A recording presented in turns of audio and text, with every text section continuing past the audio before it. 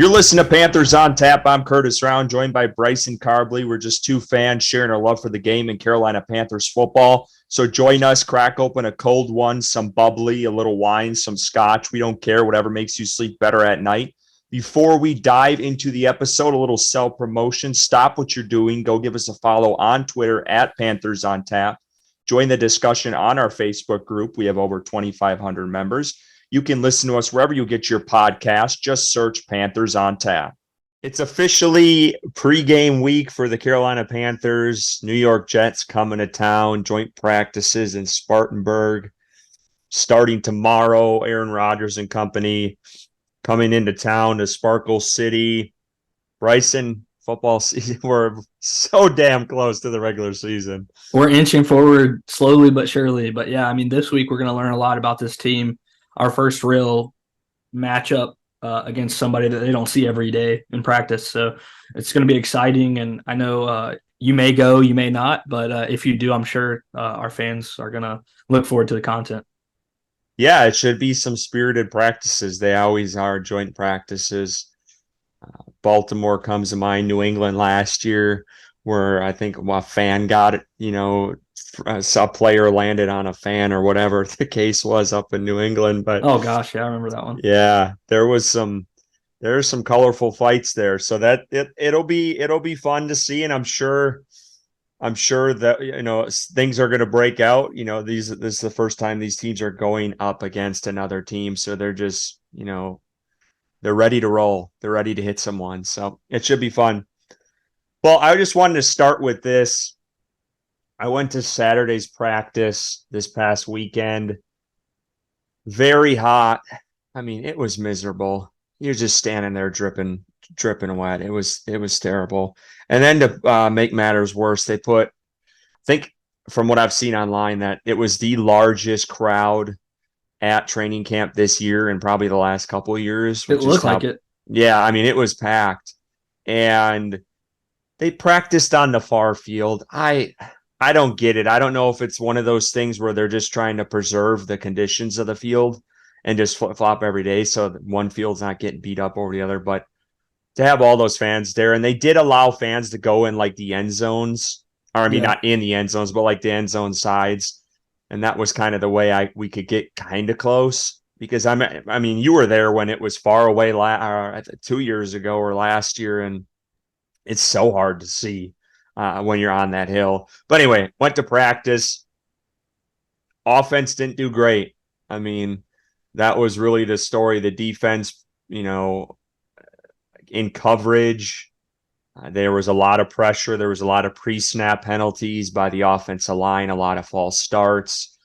I think the most, one big thing that came out of it that really took off online, again, I didn't get to see this live, which annoyed the shit out of me because I was trying to bounce back between the end zone and being on the hill because I thought maybe it'd be, a more spread out view than from where I was at, because literally when you're on the side by the end zones, you cannot move at all. They're like everyone's around and you're like, it's so hard. So I missed the Bryce Young quote unquote no look pass. Oh yeah. And I was a little upset about that, but that was Steph Curry-esque. He had a nice throw that I caught to Mingo. I think Mingo did a double move on the guy. I can't remember who was in coverage. That was a really nice play. Bryce Young seems to be hooking up a lot more with Hayden Hurst, just from what I caught. And I mean, there was several passes that he caught in 7-on-7, 11-on-11 that come to mind. And Hayden Hurst, dude, he's got juice to him. Like he is a fired up dude. Like he was swearing when he was dropping shit after the play. Like he brings some juice to that room that I don't think they've had in a while. And even when he scored, I mean, he was throwing F-bombs and left and right, and he just fired up, which I like to see because that room is just hasn't been the same since Greg Olsen. Defensively, I thought guys played well. Keith Taylor, I thought, played well on Saturday. Brian Burns had an interesting play, and I apologize. I want to go on the record with this. I did tweet out Brian Burns at one point was after a play, he had like crouched down and he sat there for like a good 20 seconds or so, just like and everyone just stopped. And then he kind of got up and just kind of walked off to the sideline. And I'm like, shit, like they cannot lose this guy. No, And I definitely think I not. caught it on video. Icky looked like just hit him off it was kind of like almost like a blindside hit. I don't know. It was uncalled for. He like fell over a guy. Not what you want to be doing to your own guys. Friendly fire. You just don't want to see that. I'm fine with Hickey being aggressive, but not that way with Brian Burns, especially when he's coming off of his surgery. It's just wasn't a smart play by him. That was kind of the observations from Saturday, roughly. I got to see Dunk out there, Kevin, the guys from Four Man Rush. So that was pretty cool. Yeah, another hot Saturday, but it was a good one. So that's kind of the initial observations. Another one thing, real quick, and I'll let you jump in here, is Adam Thielen was fielding punts, which I thought was, I don't know if I've seen that before, and I don't know if do you remember if he did at Back Together Saturday? I don't remember that, but No, he he was out definitely did there. not. Yeah, he did not. That's So interesting. I don't know if I don't know if that's happened, ever since Saturday's practice, but that was just one thing I noted. I'm like, oh, okay, all right. So So let me ask you: do you think the struggles from Saturday, and I think it's been reported not only on Saturday, but the struggles that the offense has shown recently? Do you think it's more of the offense going through growing pains, or do you think it's the defense being that good? I think the defense is really good. I do. Um, and I think it's coupled with, I still think some of these guys, there's miscommunication, whether that's between Bryce and the receivers. But like on Saturday, like guys just weren't open, and Bryce was like throwing like 10 yards, like way up in the air out of bounds because he's just throwing the shit away, like no one's open. Yeah, Um, but they did a lot of red zone work on Saturday. They had one, I think, actual full drive at towards the end, where I think they tried, from what I saw from Frank or listened to his presser, that they tried some specialty play, but it was a lot of red zone work. So, I mean, you got to fit it in tight windows, and guys have to be open. Um, but it just seemed like guys, they weren't getting separation at all. And then there was pressure. I think I counted 2 or 3 times Bryce Young had to roll out of the pocket. He actually had a really good, I tweeted this video out. He had a pretty good play where he escaped and kind of rolled out and ran. You don't see that much, because I know, Frank has said they kind of just want him to throw it away at this point. yeah. I'm sure you'll see it in the game. But yeah, I think the defense is going to surprise a lot of people. I know for me and you, it was kind of a lot of unknown at what this defense was going to do this year and what's going to happen opposite Brian Burns. And we'll talk about that in a minute. But it sounds like Evero has had the upper hand against Yeah. this offense. But I will say this is, I don't think people really need to be freaking out about the Bryce Young picks, because from what it sounds like, and I think Jeremy Fowler went to practice on last Friday, and he put this in his report. I think it was yesterday or today. Um, he said that, they've told Bryce Young to kind of experiment a little bit in training camp and kind of take your chances, see what you can kind of do and get away with. And I think that's what's going on. And I also think there is some miscommunication where, the one play where he throws it right to Frankie is obviously his fault. But like, I think he's kind of testing the waters right now. And I don't think you're going to have to really worry about that once the season starts. But I definitely think, and I mean, you saw it on Back to the other Saturday. I mean, the defense they just had the upper hand. I mean, there Yeah, was, I mean, it just seems like Evero is. I mean, he's got this guy's firing on all cylinders. It just seems like that his transition to defensive coordinator and his base defense at 3-4 is just so natural for the roster that they have on defense. And bringing in the guy that we're going to talk about in a little bit just continues to just add dangerous pieces to that defense. And if they can stay healthy, I do, and I tweeted it, I believe that they have an opportunity to be a top 5 defensive unit in the NFL based off of the talent that they have on the defense and the scheme that they're going to be running under Evero and the coaches that they have under Evero. I mean, it's just a loaded team on defense. yeah, I mean, if healthy, I think the sky's the limit for them. And they have so many guys that can play different positions. Jeremy Chin, you can move Frankie Louvu around. You can move. I mean, the safety room is as deep as it gets in the NFL. It really is. Yeah. You have J.C. Horn who can play outside and inside really well. So like they have a lot of pieces. And J.C. Horn, he's last year he blitzed to some, and he's really good at that. So like you can move those guys around. I think Brian Burns obviously he's elite and versatile, no matter which way you put it. But I don't see him much in coverage from the practices I've been. I know we were griping about that the last couple years with Phil Snow. I don't know much he's going to be doing of that. And we'll see, obviously, once game day starts, because, again, I don't think we're going to get the full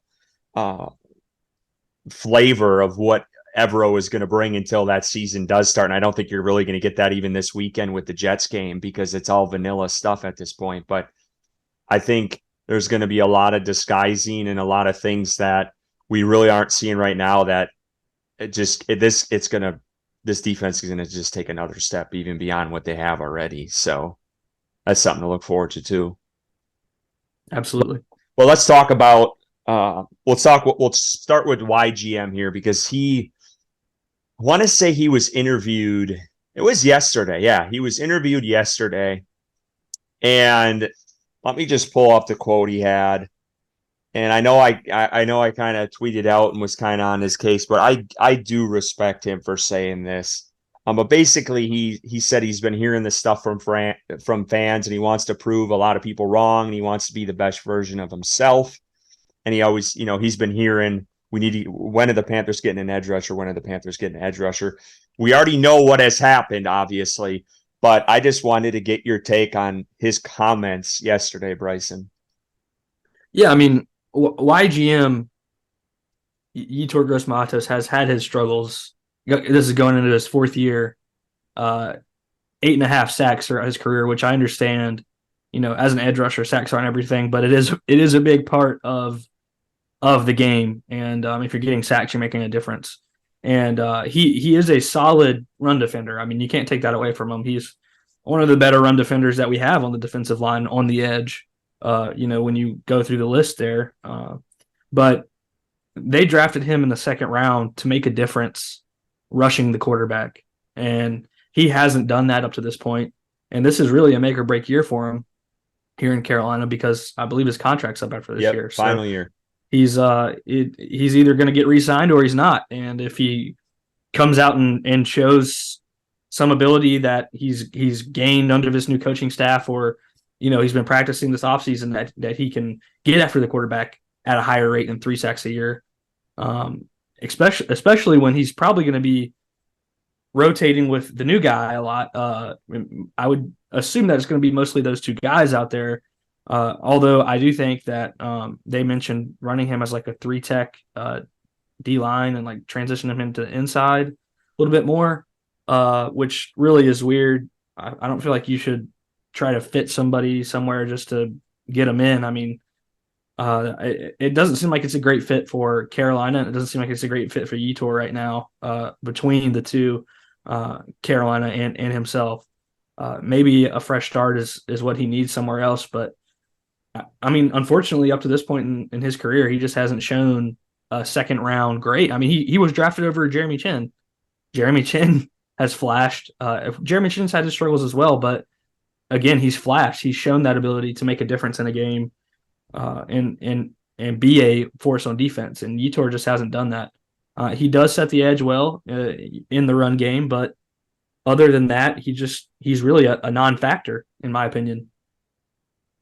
Yeah, I mean he's struggled up to this point, and I get it. It's we want to see what his development is beyond Matt Rule, and I understand that to a point.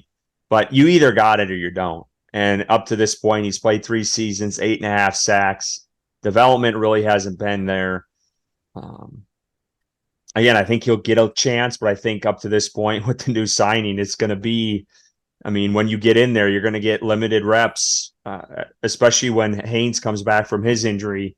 I feel like he's going to get the upper hand over him.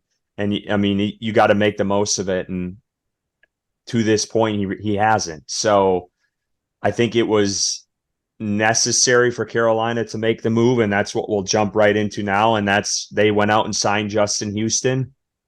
It sounded like from today's presser that this was kind of months in the making. He said that he's had conversations with Frank dating back a couple months already. So it looks like probably this was the guy they had in their back pocket this whole time.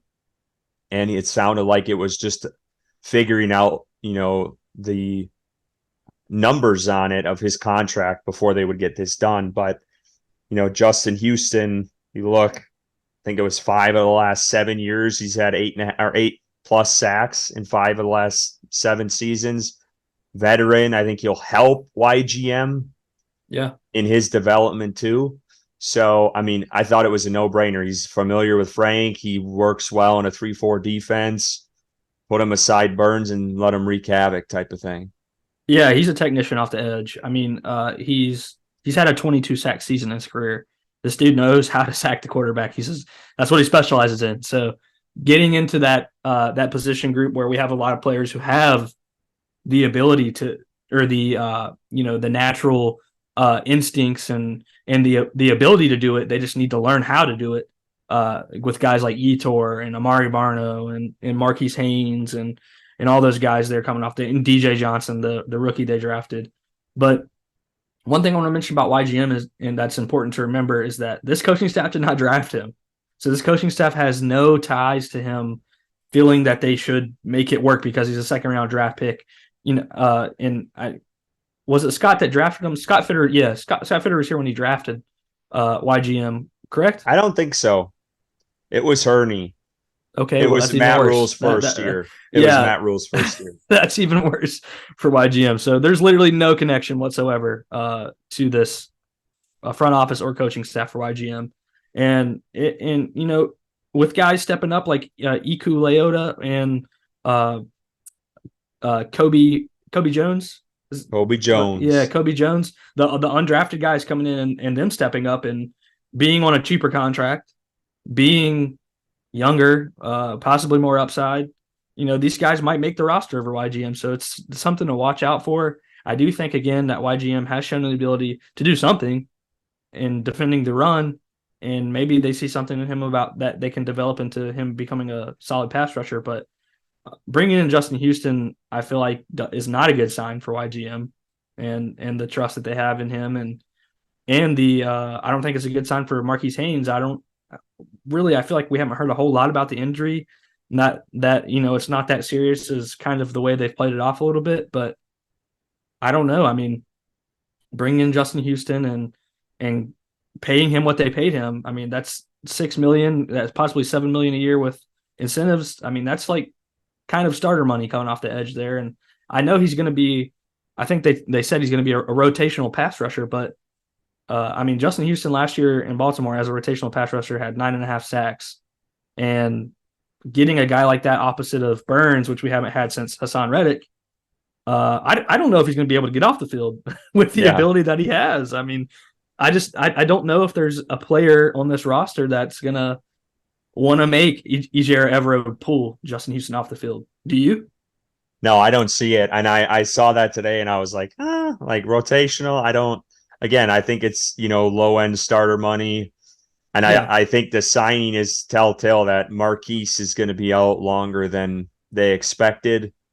And they just don't trust Yetur to this point. Now, I think he's going to get playing time, obviously. I think he's going to make the 53 or whatever the hell it is to this point, 53, 55. I'm seeing numbers everywhere. But whatever the official roster slot is, Yetur is going to he'll make the team, I think. And I think he'll get a shot, but clearly I think Justin Houston, they needed that guy. They need someone opposite Burns. They haven't had that since Reddick left. Never should have let him leave. I mean, we both agree on that. And I think this guy will add, another veteran type leadership to this defense because there is still some young guys on there, and he can help mold some of those young players too. And he can help DJ Johnson out, another guy that it sounded like he made a play today. I think it was a would-be sack at practice. I don't know who he was going against, but it seems like he hasn't made a lot of noise really in training camp so far, at least from what I've seen.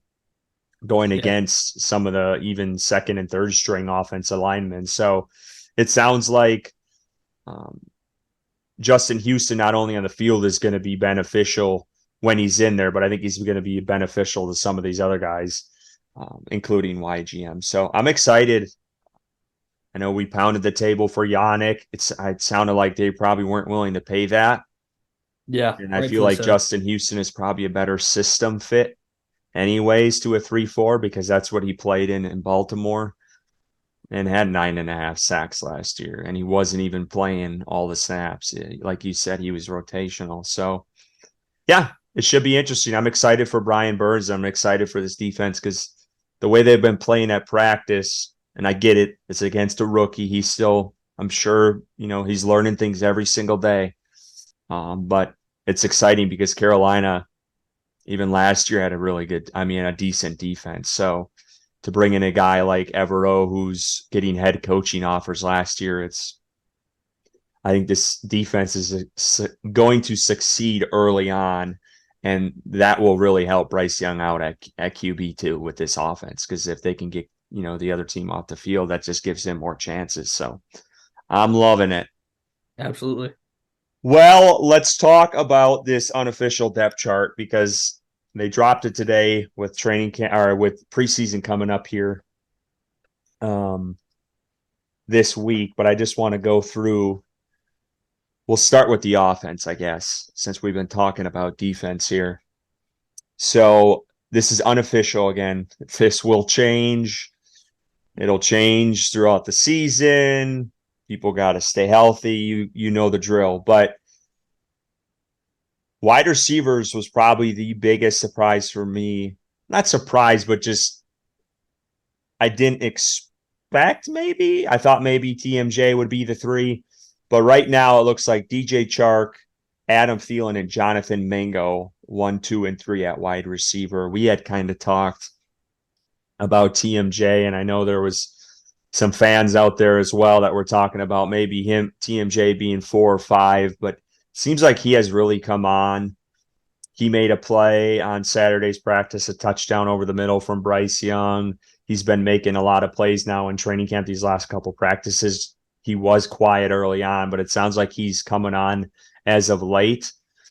So that was probably the biggest thing for me was that group. Cade Mays, not a big surprise there, him being the starting right guard. Yeah, I think. Deontay Brown, though, as his backup is Yeah, interesting. again, take this with a grain of salt. It's the first Yeah. unofficial depth chart of the offseason, so it really doesn't mean anything in the grand scheme of things. But I think once Zavala gets onto the field a little bit more and healthy, I think that Zavala could end up taking that spot from Cade Mays, and then Cade Mays sliding back behind Zavala to fill in as the backup there. But yeah, I think having Mingo listed as a starter over Marshall, I think that'll change by week 1. I think Marshall will be the receiver opposite of Chark with Thielen in the slot there, and I think that's how it's going to work out. But also, I've been hearing a lot about this guy Nash Jensen, the guard from I was North about to Dakota. mention him too. Yeah. Yeah, I mean he's all the reports. I think it was even Steve Smith said that he's just killing it at camp, like just doing everything he needs to do to make this roster, and that might mean a guy like Deontay Brown or Michael Jordan or even Justin McCray, the guy they brought in that plays all kinds of different positions on the offensive line, could be in danger. An undrafted rookie, Nash Jensen, who was good in college, just a small school, not a whole lot of recognition, and he's coming in here making a difference. I feel like Carolina every year or every so often finds these diamonds in the rough offensive linemen that are undrafted or late round picks that end up coming in and making a difference. Yeah. And I mean, he was undrafted, North Dakota State. Um, I don't know a whole lot I don't remember seeing. And again, I honestly I don't even know his number. Do you know his number? Like 67, maybe, I think. I'm not entirely sure. Don't quote me on that. But 67, yeah, again, you're right. yeah, Yep. 67. I mean, if they can find a diamond in the rough, and offensive line is going to be important with any quarterback, especially Bryce Young. You got to keep him upright, got to protect him. So if they find like a diamond in the rough starter out of this guy, or even a quality like backup, that's massive. And he's got a good a good teacher too in Campen. I mean, that guy's one of the best, or if not the best, offensive line coach in the NFL in his experience. And, he's learning from a pretty good group in front of him as well with the starters, and Corbett, I'm sure, is pulling him under his wing as well. I think he said that. I think Corbett was talking about that he has talked to those guys and Zavala and stuff like that, because Zavala's was coming off of an injury as well, as a rookie coming in and has missed some time. So I think anytime you can get guys like that and Corbett and Bozeman, kind of teach those guys up, and then Campen as well, it's very beneficial. And I love it. I mean, I was thinking about it yesterday and the day before, and the Jensen stuff came out. Panthers.com posted an article about him and how he feels like he's right at home in Carolina. And I just think those type of things. I already lost my train of thought. But anyway, what I was gonna say is, been there, done that. Yeah, I was running around in circles there for a second. No, but my point when I was trying to get at is, I hope they draft offensive linemen every year in the top like 3 rounds. I mean, stack that position group, because again, I think it's so important to protect Bryce Young. And I mean, we've seen the beatings Joe Burrow has taken.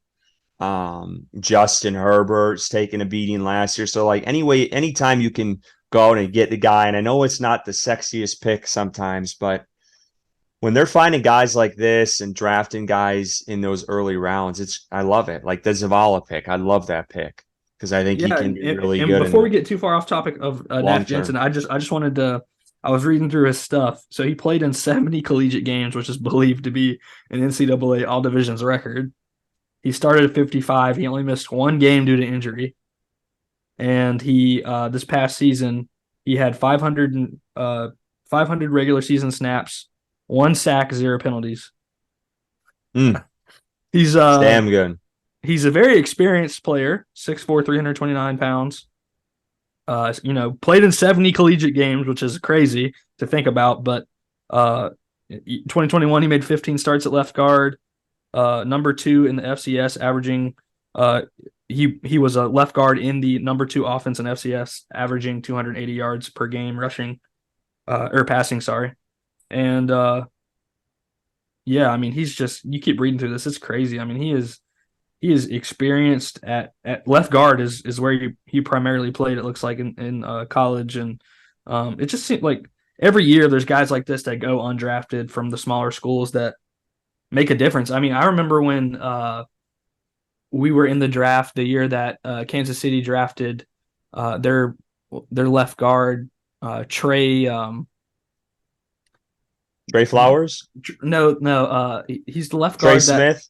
Yes, Trey Smith. That Trey Smith, I remember Kevin was really big on him, and Kevin was like, you need to draft this guy. You need to draft this guy. And he kept following Trey Smith due to his injury concerns. But now he's like an all-pro. Trey Smith is an all-pro. And then they drafted Creed Humphrey that same year.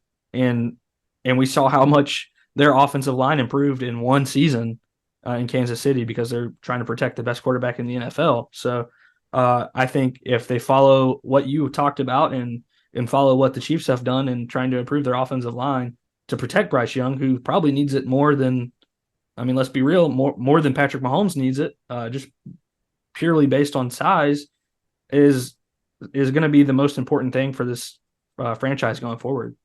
Well, look at Andrew Norwell with Carolina. I mean, the guy started for the Super Bowl team in 2015. He was a first-team All-Pro, and he was, according to Pro Football Focus, he was ranked the 3rd best guard in the league that year, and I think it was 2017, I think it was. But yeah, he was outstanding, and then Carolina couldn't afford him. He went to Jacksonville, and then I think he kind of faltered off. I don't know where he's at now.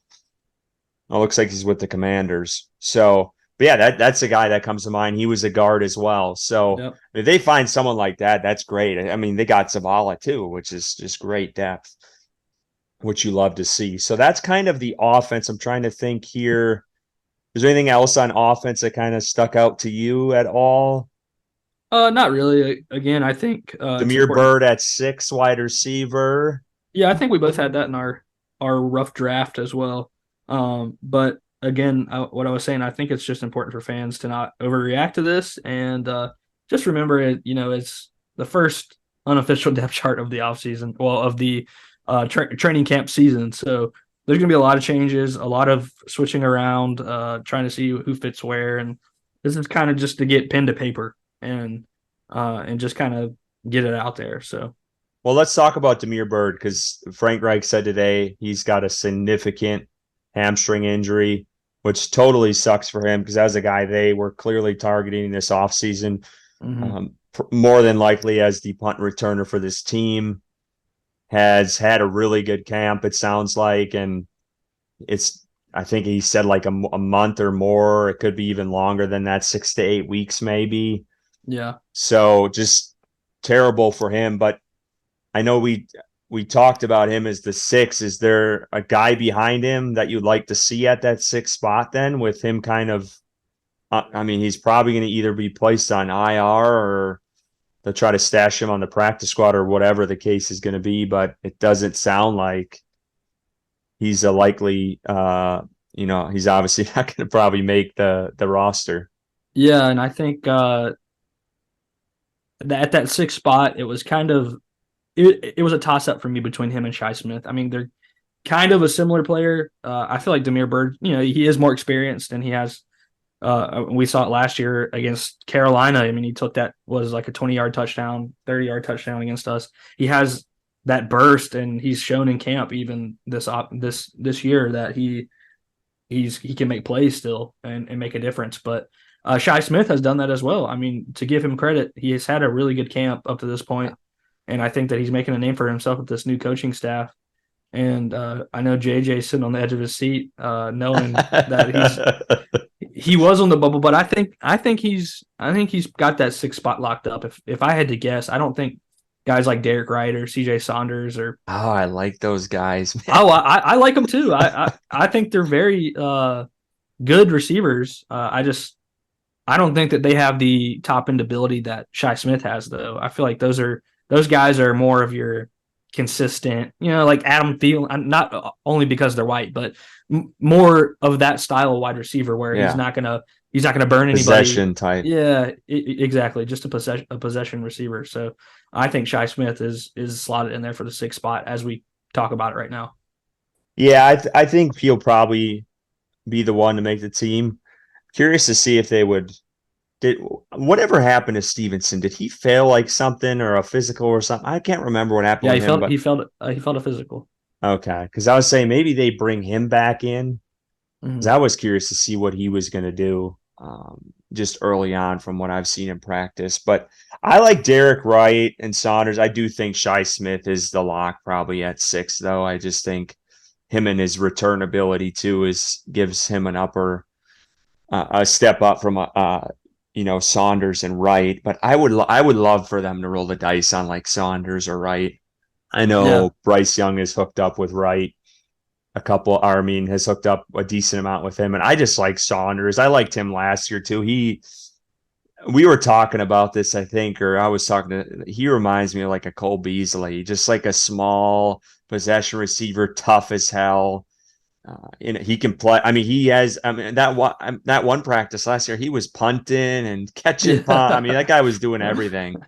I don't know. There's something about him. He's tiny. He's small, but Yeah, he's a little smaller than Cole Beasley. A yeah, little. I mean, he's one hit away from. I mean, he's Hunter smaller. Renfro maybe. Yeah, no, he's smaller. He's smaller than him. I mean, I don't.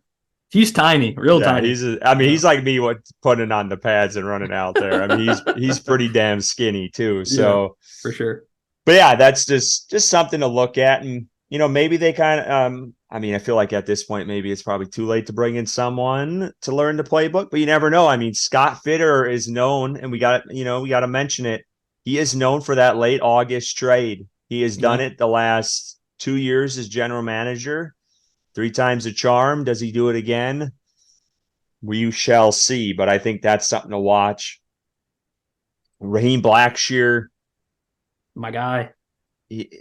I think Jonathan Stewart tweeted out tonight that it's Raheem, I'm him, Blackshear. I think that's what he said. But he's looked good. Chuba's looked good. He's still, man, that guy needs to just live on the jugs machine. Like, Yeah. he has some really good runs, but it is like close your eyes and pray for the best when you throw him the Cross ball. your fingers. It's a Yeah. drop or a catch, and more times than not, it's a drop. So Yeah. I just hope he can figure that out because I do think he does have ability running the ball. All right, let's go to the defensive side. Just trying to look through here. I mean, right off the bat, I mean, they slot Houston in over Haynes or Yetur in this unofficial, very rough draft of this depth chart here. But I mean, Houston's in there.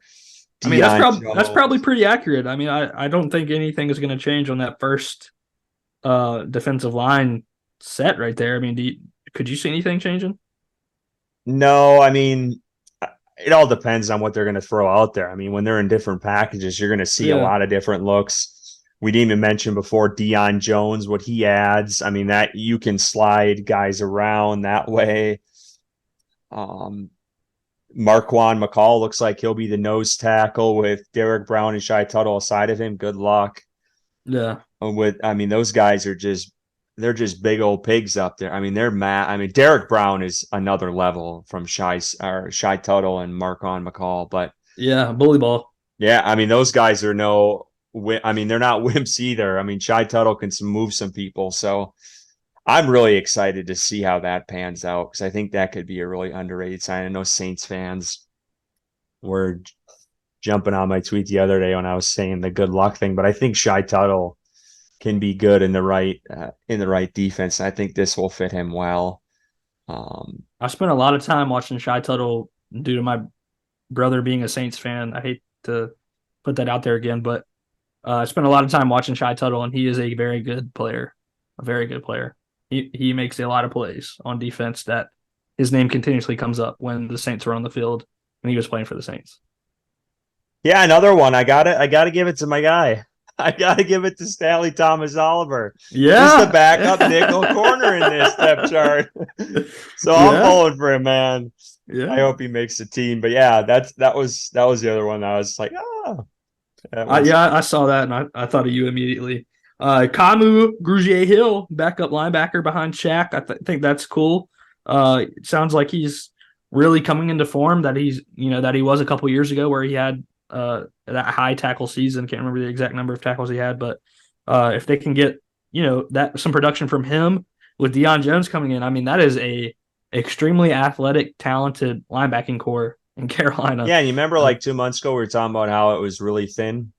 Like the Grugier Hill signing was kind of no one really. I mean, most people expected him to just be like a special teams type player, and he's come into his own. Then you add Deion Jones, who a couple years ago was at the top of his game, and then that was another guy I was blanking on me, but with Frankie Louvu, we were talking about moving pieces around.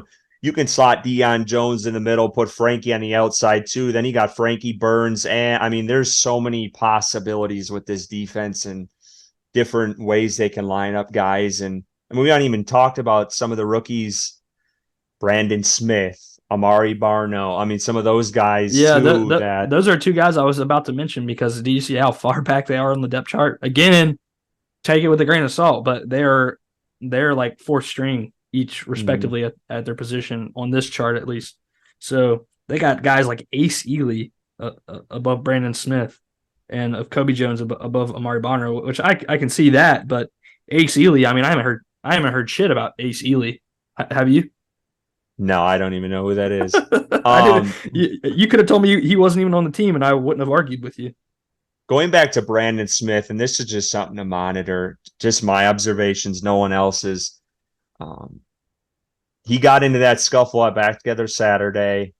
I saw it. I didn't look at Will Kunkel's video, but I guess you said it wasn't a punch, but it looked like he threw a punch. He might have like shoved a guy up high. But anyway, that happened. And then this past week on Saturday when I was there, and I hadn't posted this video yet, but he had a really stupid penalty in the red zone.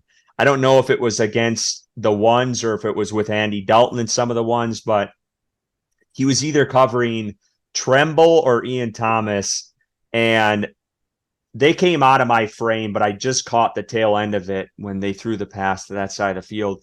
But he like just literally just blew up a guy like in coverage, just like nailed them. And it was total pass interference. And it was just a stupid bonehead play. And I don't know if that's something just to monitor, but I picked up on that and I'm like, what the hell are you doing? And they threw it. I think it was Andy Dalton at QB. He threw it to the tight end. I mean, you could literally see in the frame, the guy goes flying. And I'm like, what the hell? And all of a sudden you see Brandon, and I think Brandon Smith just blew him up, just like destroyed him. And I'm like, what are you doing? That's the shit you're not going to start, or you're not going to see playing time when you're doing dumb shit like that. Like you're just not seeing the field. So again, that's how you hurt somebody. And that's just not. Yes, exactly. And you can be, I mean, I get it. Yeah. I want this defense to be bullies and, push people around and stuff, but you got to be smart about it too. So, yeah, just something to watch.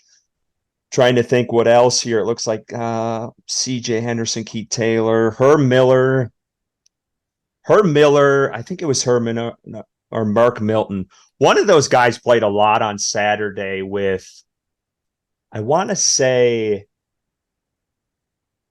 God, I can't remember who was out. Maybe it was CJ Henderson was out on Saturday. I don't remember exactly. Some corner wasn't playing as much. And I think Mark Milton played a lot more with the starters. And then also Eric Rowe. I think he is, we were talking about him in our depth chart last week with Von Bell at a vet day off on Saturday. And Eric Rowe was in at starter the entire time for him. So that's just something to watch. He clearly is probably going to be the backup to him, it looks like, just from what I've seen in just that one day of practice. Again, I don't know. We'll see what happens. Josh Thomas on Saturday now, I'm thinking of it. He had an interception. Andy Dalton threw it right to him.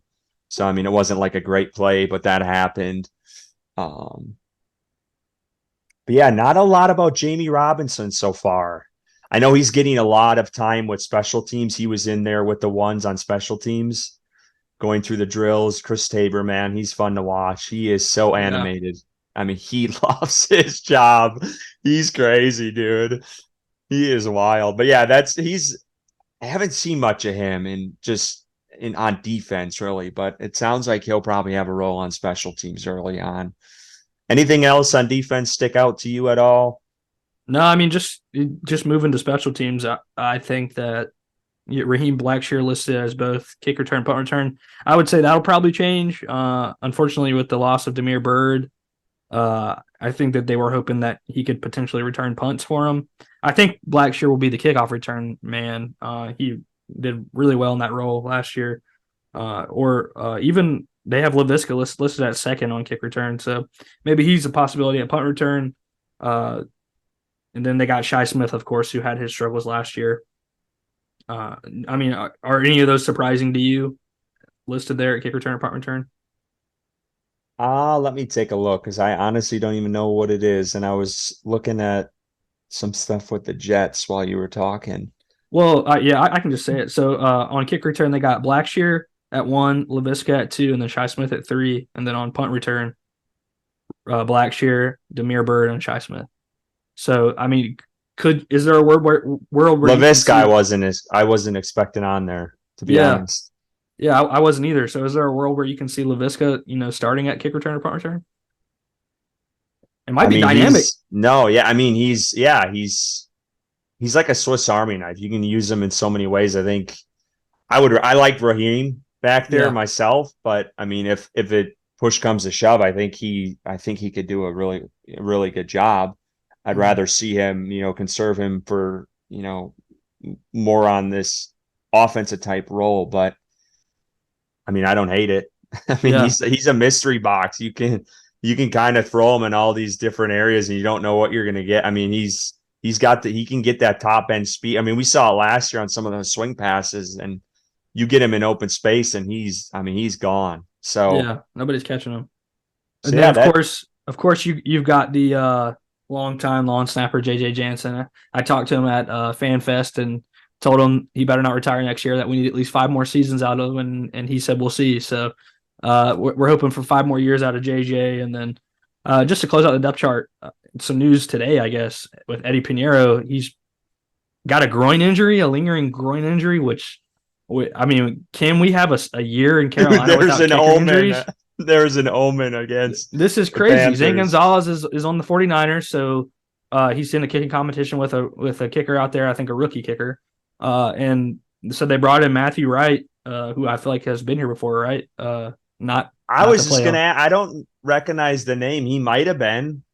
I feel like Maybe he has last been. year when they were trying kickers out, but that's Yeah. a guy I'm not familiar with whatsoever. So I mean, and I think Will Kunkel tweeted that they don't expect Eddie to miss any time, but like with the corner injury that we talked about this past episode, I think it was CJ Henderson groin injury with the soft tissue. Those things linger, and hopefully they're just giving him a break and bringing in Matthew Wright just to kick in preseason games and kind of display what he can do for the rest of the league. But I hope Eddie's ready week 1. I mean, at FanFest he looked perfectly fine. So it's obviously a new injury, and Eddie's a good kicker. You know, he took his lumps last year in that Atlanta game, but finished, I think, 3rd in the league in accuracy, and he doesn't have the biggest leg in the world, but from 40, 45 in, I mean, he's automatic essentially kicking field goals. So losing him would be a huge loss for this team, and then we'd be right back in the carousel of kickers trying to find somebody. You know, and Zane was out there. Yeah, and I imagine Zane's going to get cut because they drafted it. I'm pretty sure they drafted that kicker that he's in the competition with. And maybe they bring him back in, which they might have to. Something, man.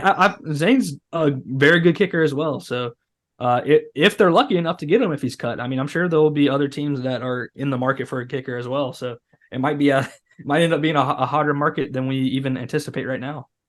Yeah, I like both. I liked Zane and I liked Eddie. Hoping just Eddie's just a small bump in the road, fingers crossed, because I don't even want to have to even think about the kicking game. But it's something to watch. I mean, it just popped up today, so just something to consider there. All right, let's talk about joint practices. Jets coming to town. It sounds like tomorrow is going to be the day to be there. It's going to be the longer practice. God, I wish I could be there. I really could. I can't do it. I can't do it. Yeah, we got to work, unfortunately. It's too late in the day. I would have tried to swing it, but I got a lunch I got to go to for work tomorrow that I can't miss. I'm like, damn it. I really would not wanted to go tomorrow because today would be, and it sounds like Thursday might be rain and it might just be a lighter day from what Frank said anyways at his press conference. But I don't know. I kind of want to see if Aaron Rodgers and Sauce Gardner and some of those guys on the Jets on Thursday. So, but let's talk about that a little bit. Any exciting matchups you're looking forward to? Panthers versus Jets, position groups going at it. Anything comes to mind? I'll start with Brian Burns and Billy Turner. I'm curious to see how that plays out. That's the Jets left tackle. Pretty good one. And then, Brian Burns going up against him. Obviously, Max Mitchell's on the other side at right tackle. Curious to see how that plays out. I'm not sure how much Justin Houston's going to be involved. I know he was asked today. I'm assuming he'll be out there. I don't know how much, though, because, again, he's familiar with Frank Reich, but I don't think he's worked with Evero before, so that'll be new for him. But, yeah, that's one matchup that comes to mind. Anything for you? I know I have a couple others, but I'll let you go. I mean, I'm excited to see Sauce versus DJ Shark. I mean, I feel like that's going to be a matchup. DJ is a wide receiver that likes to talk, and Sauce is a corner that likes to talk as well. So probably going to get a little feisty at times, and that's what I like to see in these joint practices. I know Frank made it clear he doesn't want any fighting, but it's going to happen. Shit happens. Yeah, it happens every year. It happens every year. It's natural for, these people that are playing a sport to become aggressive in an aggressive sport that requires a lot of competition. I mean, tempers flare. But yeah, I'm excited about that matchup. I'm excited just to see the Jets defense as a whole versus Bryce Young. I mean, the Jets defense is going to be a really, really, really, really good one this year. So Bryce Young is going to get a true test. It sounds like tomorrow a taste of the NFL and a talented defense, of a defense that he doesn't see every day and they don't see him every day. Because I think our defense as well, obviously, is a very good defense that he's gone against. But to go up against a defense that isn't playing you every day, and you don't know their tendencies, is going to be a true test for Bryce. Yeah, and I'm just looking at, I think our corners versus their wideouts. I mean, they Yeah. got a pretty deep wide receiver room. Corey Davis, Garrett Wilson, Alan Lazard ain't no chump. And then I forgot they have McCole Hardman. I Oh really yeah. wanted him in Carolina. That's going to be a true test for the corners. I mean, that goes back. I mean, those four wideouts. I mean, that's J.C. Horn, Dante Jackson, Jeremy Chin at the big nickel. CJ Henderson too. So I'm curious to see how that plays out. Henderson has looked pretty good in training camp so far. I'm curious to see how much work Dante Jackson is going to get coming off of injury. Same with JC Horn. JC Horn played a pretty good amount on Saturday. Dante, I think, was rotating in and out. But JC was in there and he was locking. That was another thing. He was locking guys down on Yeah. Saturday. And that was there was just nowhere to go with the ball. So JC Who's the right healthy is in? going to be fun to freaking watch. What? Who's the right in? Is it Carl Lawson? That's the right in, and Yeah, the Carl Jets. Lawson and Franklin Myers is their two edge rushers. That'll be good to see versus Icky, to see how he's improved this offseason versus a good right in and Carl Lawson. And of course, Quentin Williams, the defensive tackle, is one of the best in the league. So that the interior offensive line is going to be getting some work for sure from Mr. Williams. Yeah, and that'll be a true test too for Cade Mays Yeah. to kind of see how he's adapting because the defense has been getting in there. The Panthers defense has been getting in there against the offense. And I'm not entirely sure if it's always Cade Mays, but that's just something to keep an eye on as this thing develops. And obviously we got Zavala coming off injury too, so he's going to have some catching up to do, but that's one thing to watch as well. Aaron Rodgers too. I mean, for the defense, that will be a good test. I don't know how much we'll see of him in the actual preseason game. I was trying to find it. I don't know if he's playing. I don't know if the experts know if he's playing or not because I saw something on ESPN. I And it can was like guarantee you that Aaron Rodgers is not going to play a single preseason game. that more than likely, but you never know though. With like a different team, I can maybe see like a series or two. Maybe not I the first preseason game, but I think he's going to get in there for a series or two. I could be wrong, but Yeah, I think tomorrow is his big day versus the first day of joint practices, but I highly doubt he plays any preseason games. This is maybe his last year. He's a veteran quarterback, old guy. Don't know why he would risk it in a preseason game. So I don't see it happening. another guy to watch, and we talked about him a couple times, and I think we mocked him. I mean, I know I mocked him to Carolina I know where in you're going. round 2 is Will McDonald, Yes, is to see what he does. Obviously, he's with the Jets, but I've seen that some is one. highlights from him from Jets camp. He looks good. Yeah, right now they have him listed as the third edge, and it's just the unofficial one, but Yeah. that'll be fun to watch, especially going up against some of the rookies and kind of seeing how they handle him because that was one guy I think we had mocked at some point. We did so many damn mock drafts, I can't remember, but at some point we did have him. That's the guy from Iowa State, right? Iowa Mm-hmm. State. I think so. I might be Yep. making that up. But that's as far as matchups really go. I'm trying to think. I mean, obviously Bryce Young going up against another team will be interesting to see what he does and um, how daring he gets with the ball. I know I think some of those picks have been experimental a little bit to see if he tightens that up against this team. If you had to guess anyone on defense, who is going to pick off Aaron Rodgers? You had to guess. Von Bell. Von Bell? Yep. Oh, man. Who do I go with? I'm gonna go with Come. Frankie. I'm gonna go with Frankie Luvu. Frankie Okay. Luvu. Going up against his former team. Yeah, that's I know true. it's a whole different. I mean, it's different since he's been Yeah. there, but I could see him coming away with something. And I mean, I don't know if he's had a pick to this point in training camp. He's had a couple last year, but I'm going to go with Frankie as an outlier. And who knows? Maybe the Grugier Hill will get one and Yeah, have he his seems 10th like a pick pick magnet, dude. yeah. So we'll see. Well, it sounds like Bryce Young's going to play in preseason. I know we talked about this a little bit. It sounds like they do have a plan in place, and they are going to either back off that plan or, extend it a little bit. It sounds like from Frank Reich, what he said the other day in the press conference. And I know we talked about it last week, how much we want to see him play in preseason as a whole. But for this game, we're going to be away. We won't be able to watch this. I mean, I was hoping I'd be at the stadium watching this game, but that's not happening. How many series do you want him playing? Give me 2 series. 2 series and, 2 series? and call it a day. How about you? Yeah, I would say 2. And I think if the first one goes really well, yeah, that might be enough. That might be enough.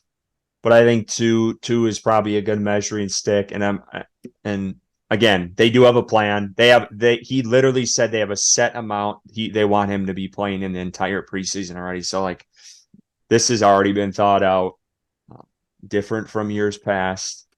But yeah, that's kind of where it's at. We have a plan in place. How surreal is that in Carolina? Oh my goodness, it's something that we haven't heard in years.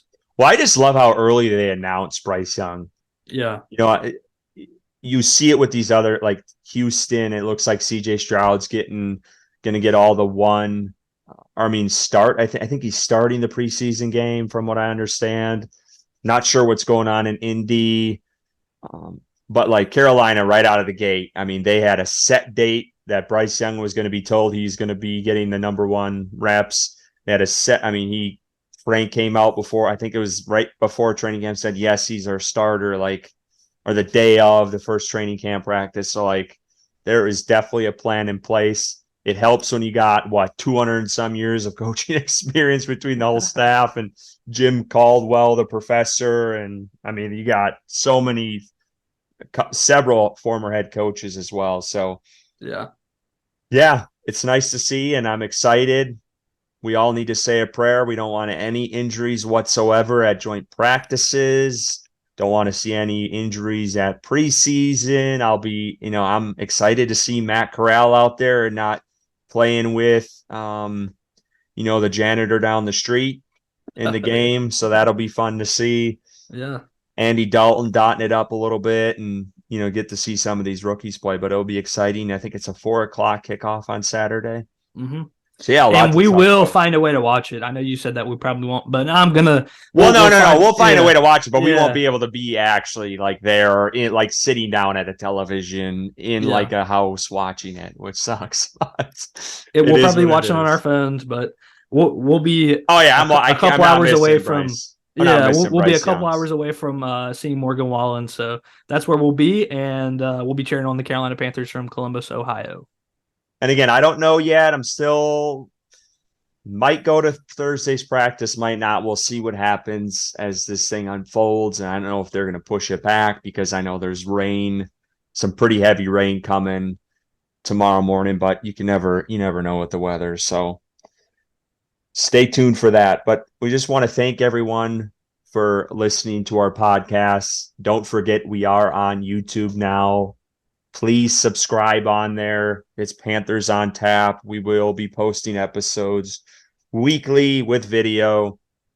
So look for that, and we appreciate it. Like, comments, give us feedback, whatever you want. We don't care. We like it. We enjoy it. We like to talk back and forth with our listeners. So we do appreciate that. You can get our podcasts wherever you get your podcasts. We're on Apple, Spotify, all of them. And we just appreciate everyone listening. And don't forget to follow us on Twitter at Panthers on Tap for all your analysis and breaking news. And as always,